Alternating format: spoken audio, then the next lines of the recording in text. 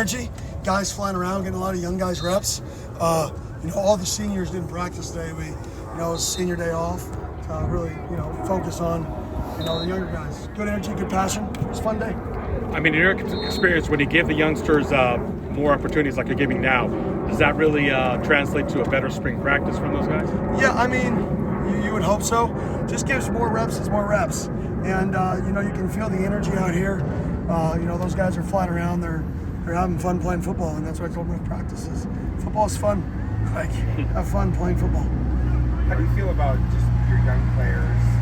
You guys haven't really seen that much action, just where they're at collectively. Yeah, I feel really, really good about the depth of our football team with the youth. Really good, especially up front on both sides. That's obviously in the history here. Depth up front has been, a struggle. And I think that we've done a really, really good job getting big people that we're going to be able to count on in the future. To the point that you might be less heavy in the portal? Well, I think that the portal is just a numbers game. You got to get a certain amount of numbers. And because the portal opens after early signing day, you can't really, if you lose a guy you weren't expecting, it's hard to replace that kid with all high school guys because a lot of those high school guys were taken up early. So based off of the timing, of the portal window and of the high school signing day, it almost kind of pushes you more to have to replace all of your transfers with portal kids. So if we lose a transfer or if we have a number, we're probably going to have to replace it with a portal guy to get us to that depth going into next year. Is it too early in the process to know how much of the ball will go to Jeff and how much will go to Cam? Well, Jeff's 100% starting. We'll have a few times we'll throw Cam in there, get his feet wet in college football and stuff like that potentially. And we're like, It was reported last night that Jordan Tyson's retired for the NFL draft.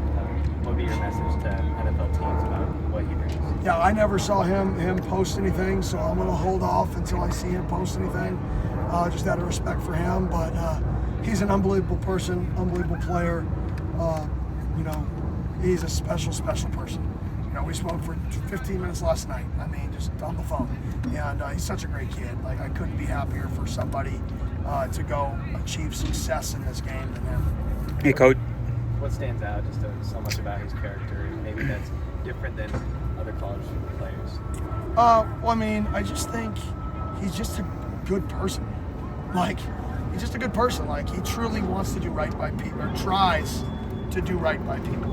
Nobody's perfect, but he truly tries to just be a good person, and I can respect that. Coach, staying on the wide receiver topic, I asked Marcus about how players that he thought stood out over the last couple of days. He mentioned Uriah and Corey specifically.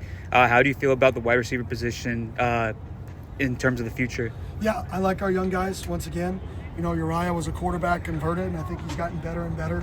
From spring to now, he's like a different player. Corey's gained 15 pounds since he's been here. So I think we're in a really good direction there.